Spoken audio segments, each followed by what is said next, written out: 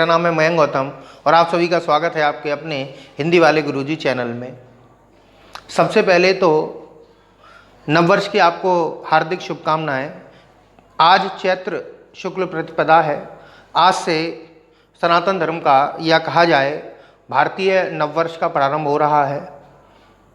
आपका नया साल बहुत अच्छा जाए, मैं इसकी कामना करता हूँ। चलिए आज के वीडियो को शुरू करते हैं। तो आज का जो हमारा टॉपिक है वो काल को लेकर है। काल जिसे हम अंग्रेजी में टेंस जानते हैं, टेंस पढ़ते हुए आए हैं। आज हम हिंदी में पढ़ेंगे काल को। काल भी एक प्रकार का विकार ही है जो केवल क्रिया पर प्रभाव डालता है, संज्ञा, सर्वनाम या विशेषण और किसी पर यह प्रभाव नहीं डालता। तो बात करते हैं काल होता क्या है। काल असल में समय को कहा जाता है। समय ही क्या है? काल है। और यदि क्रिया के परिप्रेक्ष्य में देखें तो क्रिया का समय निर्धारण जो होता है वही काल कहलाता है। जैसे रवि पत्र लिखता है, इससे क्या पता चल रहा है कि क्रिया वर्तमान काल में हो रही है। रवि ने पत्र लिखा था, इससे क्या पता चल रहा है कि क्रिया भूतकाल में हुई है। और रवि पत्र लिखेगा, इस वाक्य से, इस क्रिया से लिखेगा से क्या पता चल रहा है कि क्रिया भविष्य काल में होगी। तो क्रिया का जो समय निर्धारण है वो किसके द्वारा होता है? काल के द्वारा होता है। यहाँ तक तो बात अच्छी तरीके से समझ में आ गई होगी। असल में काल का एक काम और है। क्रिया का समय निर्धारण तो होता ही है काल के द्वारा, लेकिन ये जो काल के प्रकार किए गए हैं वो क्यों किए गए? अब देखो, समय निर्धारण तो सीधे सीधे हो जाएगा कि भाई वर्तमान काल की बात होगी तो वर्तमान काल, भविष्य काल की बात होगी तो भविष्य काल, भूतकाल की बात होगी तो भूतकाल। तो भेद क्यों बने? भेद असल में ये बताने के लिए है कि काल से क्रिया का समय निर्धारण तो होता ही है, साथ में क्रिया की पूर्ण और अपूर्ण अवस्था का भी बोध होता है। पूर्ण अवस्था मतलब क्रिया पूरी हुई है, अपूर्ण का मतलब क्रिया पूर्ण नहीं हो पाई है या क्रिया होने में संदेह है या संभावना है। इसका बोध जो होता है वो इनके प्रकारों की वजह से होता है। अगर ये प्रकार नहीं होंगे तो केवल हम क्रिया का समय ही बता पाएंगे कि वर्तमान काल है, भूतकाल है या भविष्य काल है। इसके बारे में और जानकारी तब दे सकते हैं कि क्रिया पूर्ण हुई या नहीं हुई, वो तब दे सकते हैं जब इनके प्रकारों को पढ़ेंगे। तो देखिए, प्रकारों की अगर बात करी जाए तो प्रकारों की बात करने से पहले इसकी परिभाषा देख लेते हैं। अभी हम प्रकारों तक पहुंच गए थे, लेकिन परिभाषा पे हम दोबारा आ जाते हैं। अगर परिभाषा दी जाए काल की तो क्या होगी कि काल क्रिया के उस रूपांतरण को कहते हैं जिससे क्रिया का समय निर्धारण होता है एवं यह भी पता चलता है कि क्रिया पूर्ण हुई है या नहीं हुई है या क्रिया होने में संभावना है। ये हो गई आपकी क्रिया की परिभाषा। इसको आप नोट डाउन कर लीजिए। कभी कभी कथन आ जाता है लिखने के लिए कि क्रिया की परिभाषा क्या है, तो वो ये है। ठीक है, अब बात करते हैं काल की। थोड़ा सा व्याकरण से अगर हम अलग हट के बात करें तो काल क्या होता है? समय ही होता है।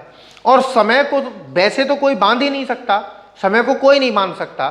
समय आदि है, अनंत है, तो समय को कोई नहीं बांध सकता। लेकिन कार्य संपादन की दृष्टि से काल के तीन भाग किए जा सकते हैं। एक, जो कार्य चल रहा है वो वर्तमान है, जो कार्य हो चुका है वो भूतकाल है, और जो कार्य होने वाला है अर्थात शुरू नहीं हुआ है वही भविष्य काल है।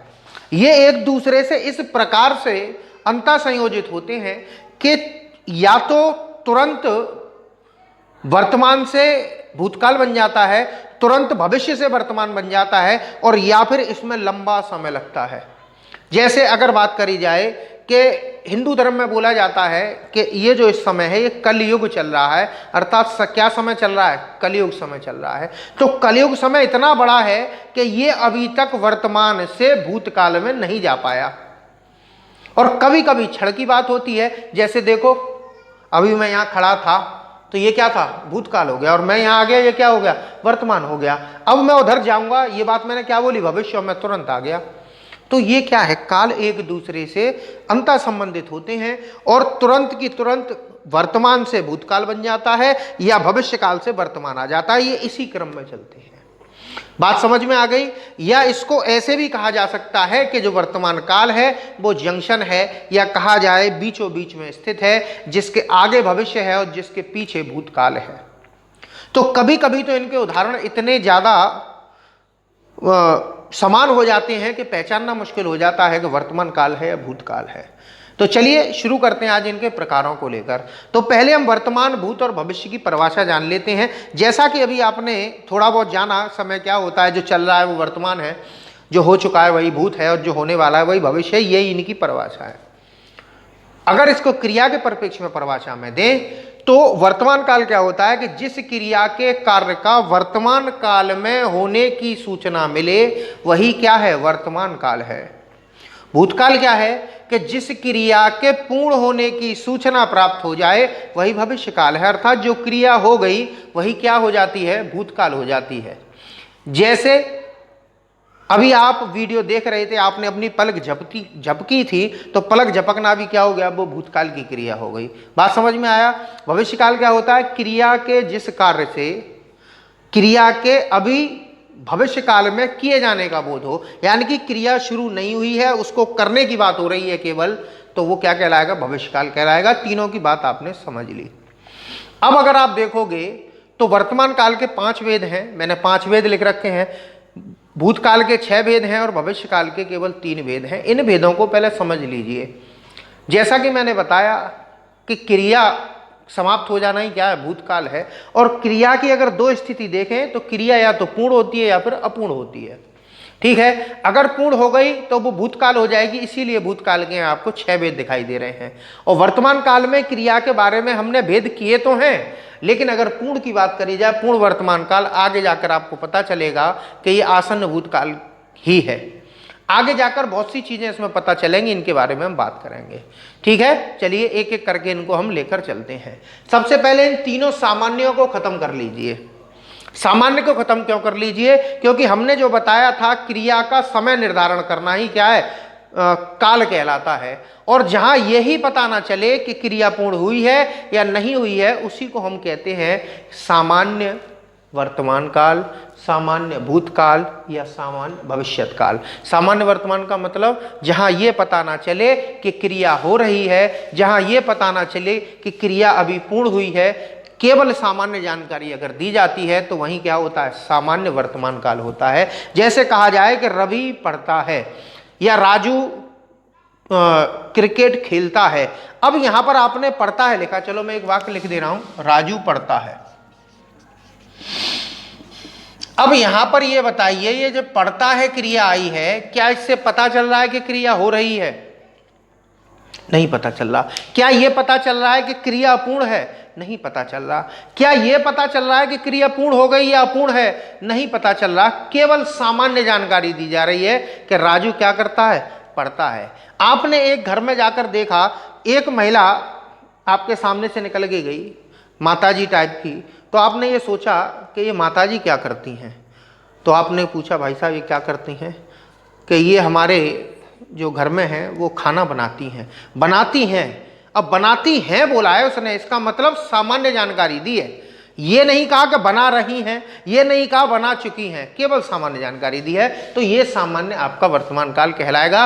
पहचान के लिए मैंने दे रखा है कि धातु में ताहे जोड़ने से क्या बन जाती है, सामान्य वर्तमान काल की क्रिया बन जाती है। मैंने देखिए सबके साथ में कुछ पहचान के तरीके दे दिए, इनसे आप आसानी से पहचान सकते हैं। चलिए अब तात्कालिक वर्तमान काल की बात करते हैं। तात्कालिक का अर्थ होता है तत्काल, अर्थात अभी अभी, या कहा जाए आंखों के सामने। तत्काल का मतलब है कि जो क्रिया अभी अभी या आपके सामने घटित हो रही है या लगातार होते रहने का बोध हो रहा है, उसी को हम तत्काल कहते हैं। तो तात्कालिक वर्तमान क्या होगा कि जिस क्रिया के होने, लगातार होने का बोध हो, उसी को हम क्या कहते हैं, तात्कालिक वर्तमान काल कहते हैं। अपने सर के ऊपर देखिए, पंखा क्या हो रहा है, चल रहा है, अर्थात क्रिया लगातार हो रही है। तो इसी को हम क्या कहते हैं, तात्कालिक वर्तमान काल कहते हैं। कुछ लोग इसको अपूर्ण वर्तमान काल भी कहते हैं। तो अपूर्ण वर्तमान काल का मतलब ही है तत्काल में होना, इसको हम अपूर्ण वर्तमान काल नहीं कह सकते। लेकिन अगर कभी आ जाता है अपूर्ण वर्तमान काल तो आप लगाया ना, इसको अपूर्ण ना बोलने के भी कारण हैं। क्यों नहीं है, मैं आपको बता ही रहा था कि वर्तमान का मतलब क्या है, जो क्रिया चल रही है लगातार। मैं आपको पढ़ा रहा हूं, अभी पढ़ा रहा हूं ना, तो वर्तमान काल की बात है, तो इसको अपूर्ण कैसे कह दोगे भाई? जो चीज चल रही है अब चलते में अपूर्ण कैसे हो जाएगी? अपूर्ण तो तब होगी जब आप यहां से आगे चले जाओ और मुझे पढ़ता हुआ छोड़ के चले जाओ, तो आप अपूर्ण कह सकते हो।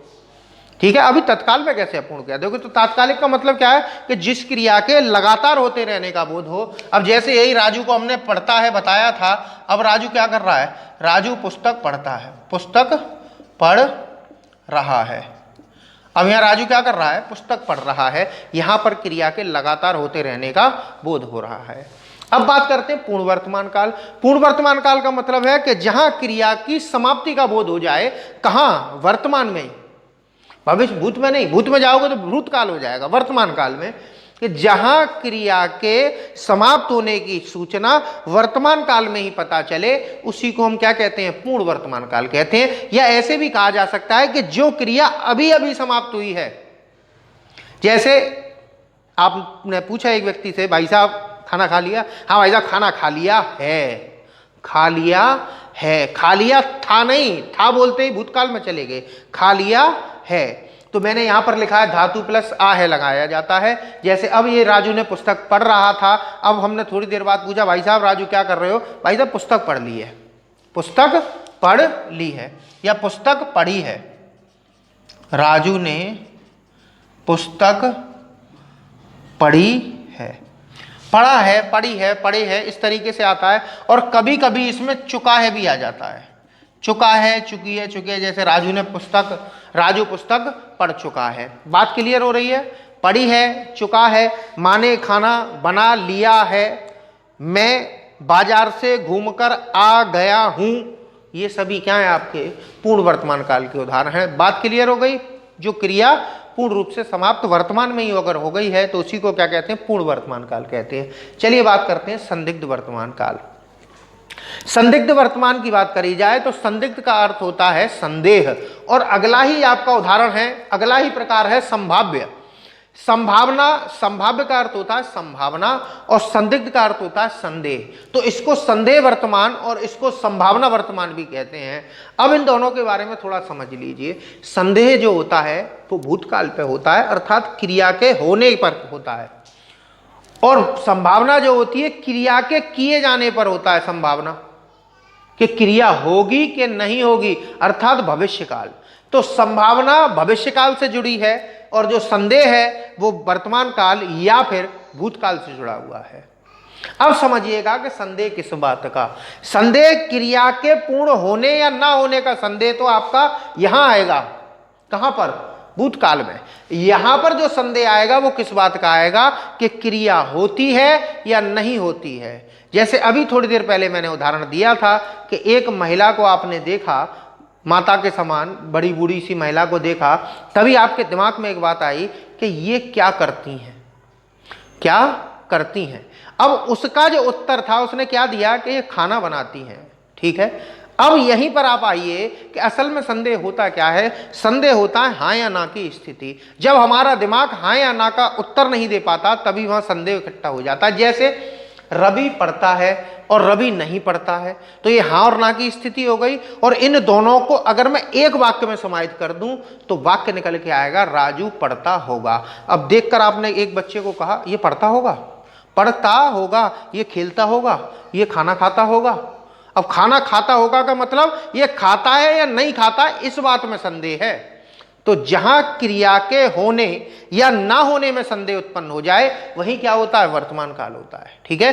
क्रिया के होने या ना होने में संदेह अगर उत्पन्न हो जाए तो वहां संदिग्ध वर्तमान काल हो जाता है। या ऐसे समझ लीजिए, सामान्य वर्तमान काल के साथ में यदि होगा लगा दोगे तो संदिग्ध वर्तमान काल बन जाता है। देखिए, राजू पुस्तक पढ़ता होगा, वह बाजार जाता होगा, वह फल खाती होगी, वह प्रतिदिन विद्यालय जाता होगा। तो ये सभी क्या है, आपके संदिग्ध वर्तमान काल हैं।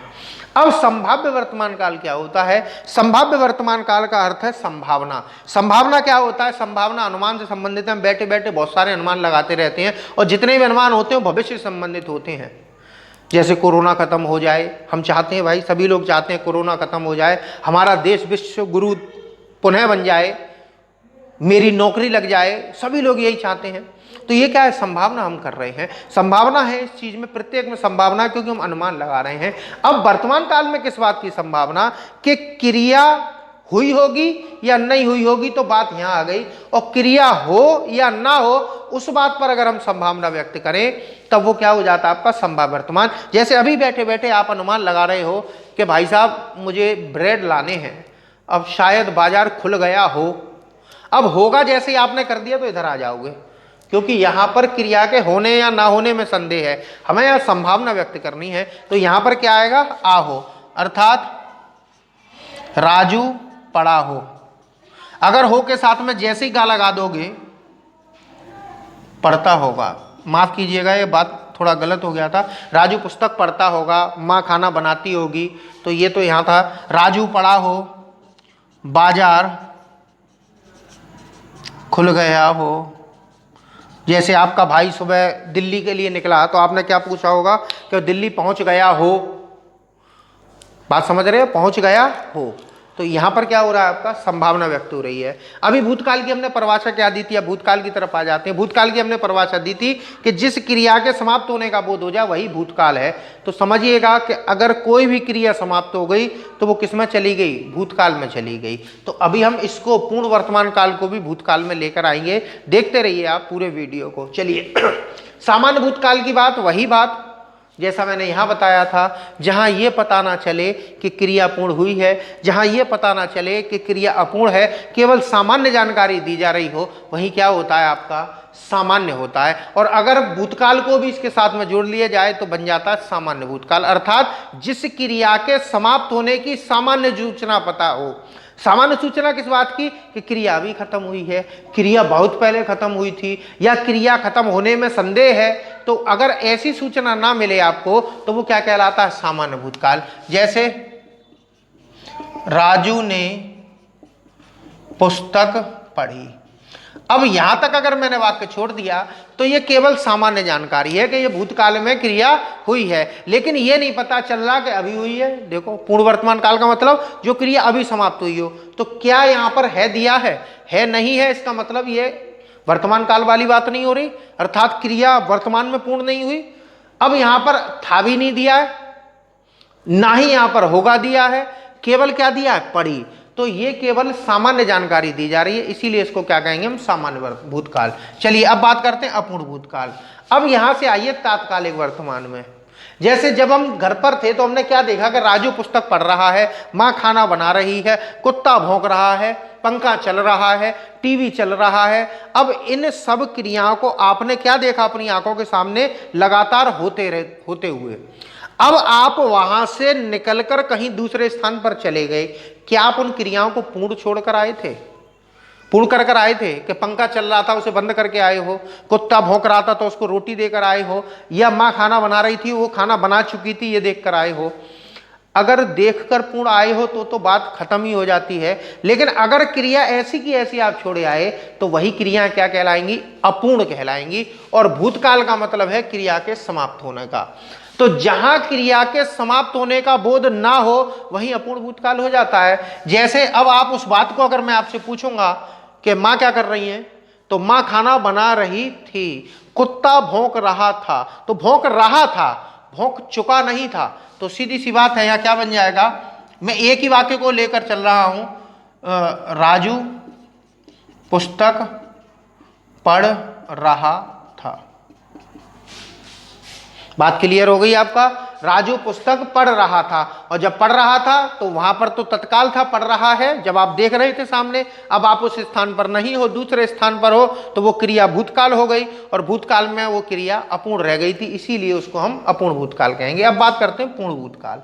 पूर्ण भूतकाल का मतलब है कि जहां क्रिया तो समाप्त हो ही जाए, उसका प्रभाव भी समाप्त हो जाए। अब प्रभाव समझिएगा कैसे, जैसे अभी आपने खाना खाया, भाई साहब आपने खाना खाया, पेट भर गया, क्या आप दोबारा तभी की तभी और खा लोगे? नहीं खा लोगे। कैसे? हमने ये क्रिया समाप्त करी खाना खाने की, अभी उसका प्रभाव क्या शेष है कि खाना खाने से हमारा पेट भर गया, और जब तक ये पेट भरा रहेगा तब तक प्रभाव रहेगा।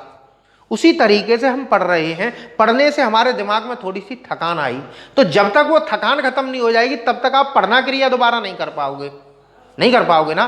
तो इसी को कहते हैं कार्य और कार्य का प्रभाव। तो जब क्रिया भी समाप्त हो जाए और उसका प्रभाव भी समाप्त हो जाए तब वो क्रिया पूर्ण रूप से समाप्त हो जाती है। बात समझ में आ रही है? तो सीधी सी बात, आपको इतना डिटेल में नहीं जाना।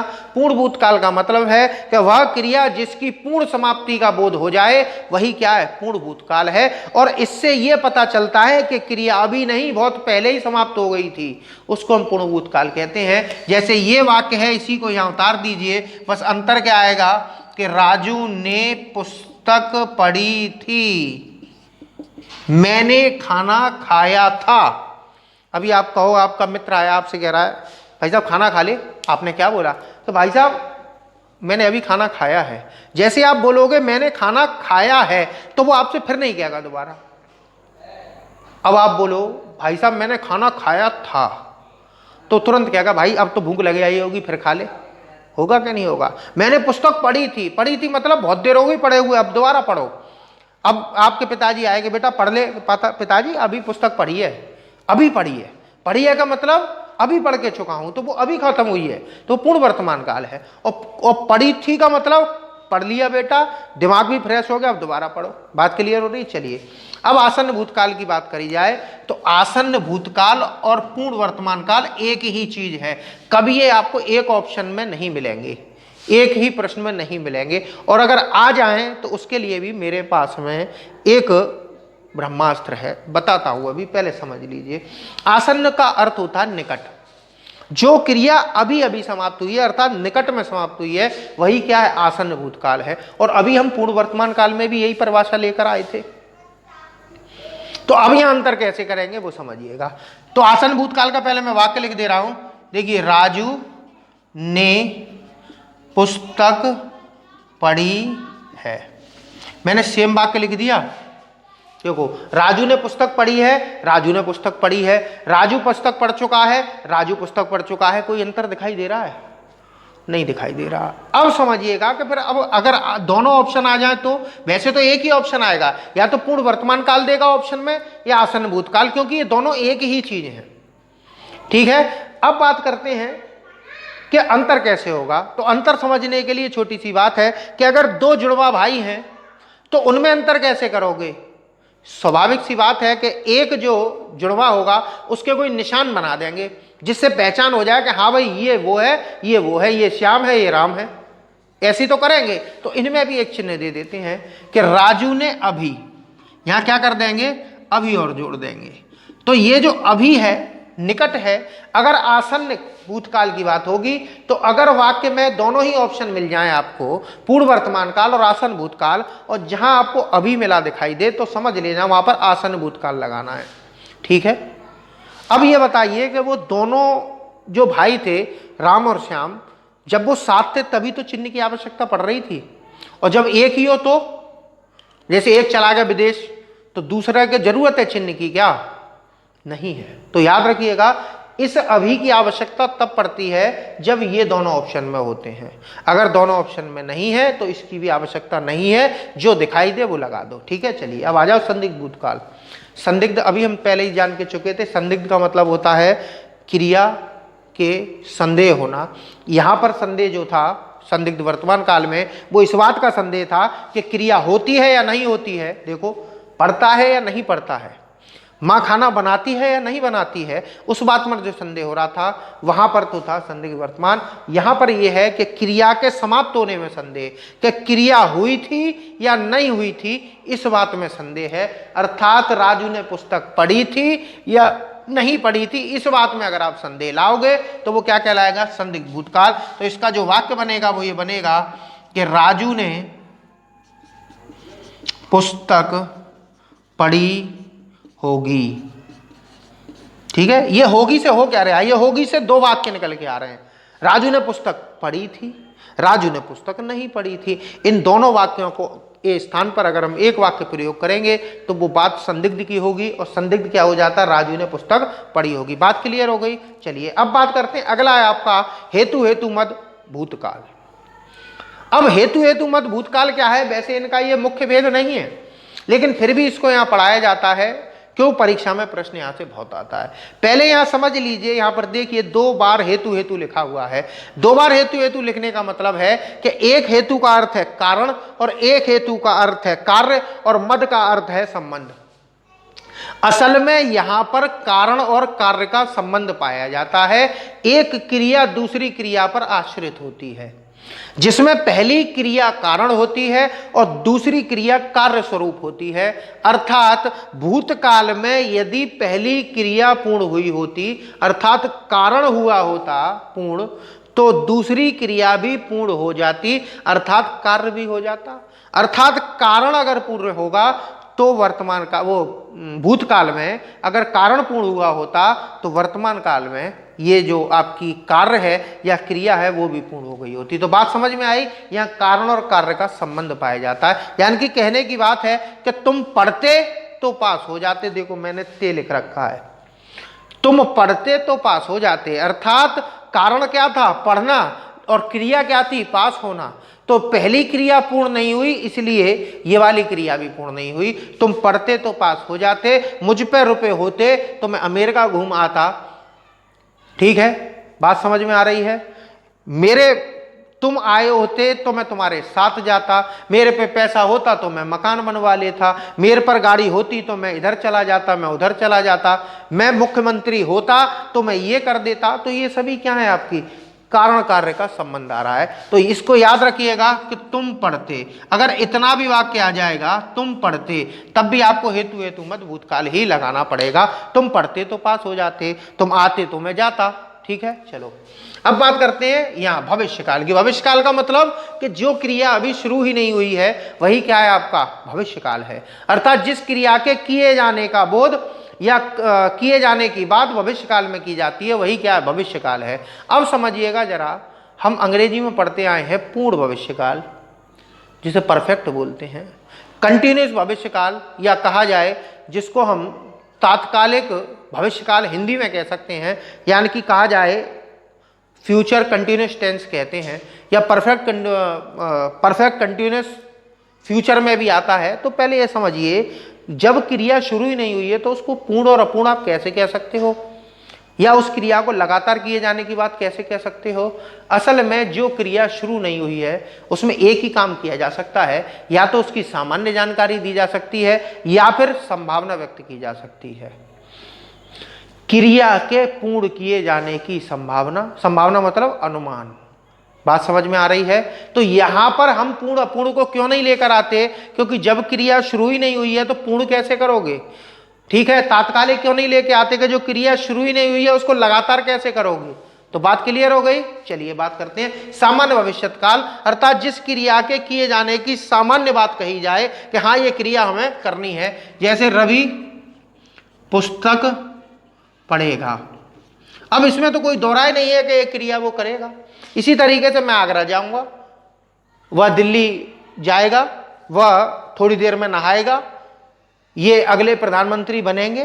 तो ये क्या है? आपकी सामान्य जानकारी है। तो सामान्य जानकारी पढ़ेगा, पढ़ेगी, पढ़ेगे आते हैं, ये सभी के सामने देखिए मैंने दे रखे हैं, लाल कलर में जो दिया हुआ है ये पहचानने का इनका तरीका है। ठीक है, चलिए अब बात करते हैं संभाव्य। असल में भविष्य काल जो होता है वो संभावना पर ही जुड़ा होता है कि अभी तो हमने कह दिया कि रवि पुस्तक पढ़ेगा, लेकिन कोई काम पड़ गया, नहीं पढ़ पाया तो संभावना है। तो यहां पर तो संभावना 1% होती है कि हाँ ये क्रिया 99% तो होगी, भविष्य काल में होगी, लेकिन 1% चांस है ना हो पाए। अब जहां पर ये 50-50 या 50 से ऊपर निकल जाता है तो उसको हम संभाव्य भविष्य काल कहते हैं। जैसे हमने अभी कहा कि रवि पुस्तक पढ़ेगा, अब हम यही कहें कि शायद रवि पुस्तक पढ़े, तब क्या हो जाएगा? आपका संभाव्य भविष्य काल हो जाएगा। और इसको पहचानने के लिए सबसे बढ़िया चीज है कि देखिए जहां हम अनुमान लगा लें वही क्या है? संभाव्य हो जाता है। अनुमान लगाना, जैसे इस बार शायद वो जीत जाए, ठीक है, जैसे, या कहा जाए मैं पास हो जाऊं, संभवतः है मैं पास हो जाऊं, ये मेरा अनुमान है। ठीक है, इसके बाद अनुमति। देखिए जब भी अनुमति मांगी जाती है किसी से या अनुमति दी जाती है तो उसमें संभावना रहती है, निश्चित तौर पर नहीं कहा जा सकता कि अब हमें अनुमति मिले। जैसे मैं क्लास में आप जा रहे हो, आपने पूछा क्या मैं अंदर आ सकता हूं, लेकिन जिस समय आपने ये बोला क्या मैं अंदर आ सकता हूं, क्या जरूरी है कि सामने वाला आपको अनुमति दे ही दे? तो उसमें भी क्या संभावना है। जैसे मैं यहां से जाऊं, चलो जाऊं भी अगर लिख लो, क्या मैं यहां से जाऊं? तो यहां पर क्या हो रहा है? अनुमति मांग रहे हैं हम। ठीक है, इसी तरीके से इच्छा, देखो इच्छा तो हमारी बचपन से जाना क्या क्या है, क्या इच्छा पूर्ण हो पाती है? जैसे मैं डॉक्टर बन जाऊं, मैं अध्यापक बन जाऊं, मैं प्राइम मिनिस्टर बन जाऊं, मैं अमेरिका का राष्ट्रपति बन जाऊं, मैं दिल्ली घुमाऊं, मैं अमेरिका घूम आऊं, ये सब क्या है? हमारी इच्छा ही तो है। तो जरूरी थोड़ी नहीं इच्छाएं पूर्ण हो जाएं। जैसे यहां पर आपकी इच्छा क्या है कि सबका कल्याण हो। अब ये हमारी क्या है? इच्छा है, लेकिन जरूरी थोड़ा नहीं है सबका कल्याण हो जाए। ठीक है, चलिए इच्छा के बाद आता है आदेश।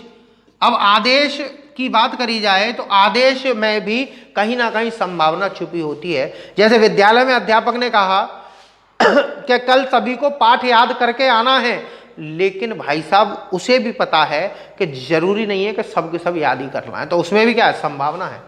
तो यहां पर अगर लिख लीजिएगा कि कल सभी को पढ़कर आना है या पाठ याद करके आना है। इसी तरीके के होता है आपका एक आशीर्वाद। देखिए जब भी आशीर्वाद दिया जाता है तो उसमें भी कहीं ना कहीं संभावना होती है। जैसे एक माता जी ने कहा एक से कि बेटा युग युग जियो, क्या कहा? युग युग जियो। तो उनको भी पता है कि जो युग युग नहीं जिएगा, क्योंकि उसमें भी संभावना है। पता चला कह दिया इधर कि बेटा सालों साल तुम जियो, आगे गया ट्रक के नीचे आके मर गया, तो भाई काय बात की? संभावना ही तो है, निश्चित तो नहीं किया जा सकता। तो देखिए युग युग जियो,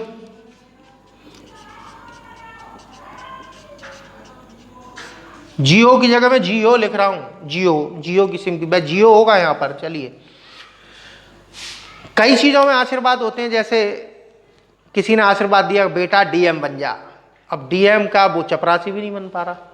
तो बात समझिएगा कि यहाँ पर क्या होता है? आशीर्वाद में भी आदेश में इच्छा, अनुमति, अनुमान, संभाव, यानी कि अगर ये कोई भाव दिखाई दे आपको, अनुमान का, अनुमति का, इच्छा, आदेश या आशीर्वाद का, तो संभव भविष्यत काल होता। बात क्लियर हो गई। अब हेतु हेतु मत भविष्यत काल की बात कर लेते हैं। जैसा कि हमने यहाँ पढ़ा था कि तुम पढ़ते तो पास हो जाते, यहाँ पर भी कारण कार्य का संबंध है। यहाँ क्या है? यह भविष्य काल की बात है कि पहली क्रिया होगी तो दूसरी होगी। यहाँ क्या था कि पहली नहीं हुई इसलिए दूसरी नहीं हुई।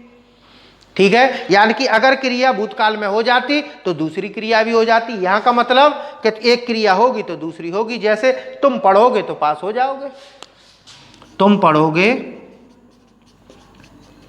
तो पास हो जाओगे। ठीक है, तुम आओ तो मैं जाऊं, तुम आओ तो मैं जाऊं, मेरे पास पैसे आए और मैं गाड़ी खरीदूं, तो ये क्या है? आपकी भविष्य काल की बात है। संभवतः मेरे हिसाब से आपको काल का ये जो टॉपिक है वो अच्छी तरीके से समझ में आया होगा। अगर आपको समझ में नहीं आया है तो कमेंट बॉक्स के माध्यम से मुझे बता सकते हैं। और अगर आप मेरे टेलीग्राम ग्रुप से जुड़ना चाहते हैं तो नीचे उसका लिंक आपको मिल जाएगा। और अगर आप प्लेलिस्ट देखना चाहते हैं तो प्लेलिस्ट का लिंक भी मैंने नीचे दे रखा है, जहां पर मैंने हिंदी के विभिन्न प्रकार से प्लेलिस्टों को बांट रखा है। काव्य शास्त्र के आधार पर साहित्य की अलग प्लेलिस्ट है, व्याकरण की अलग है, प्रैक्टिस सेट की प्लेलिस्ट अलग है। चलिए मिलते हैं आपसे जल्दी ही अगले वीडियो में, तब तक मैं आपसे इजाज़त चाहता हूँ। नमस्कार।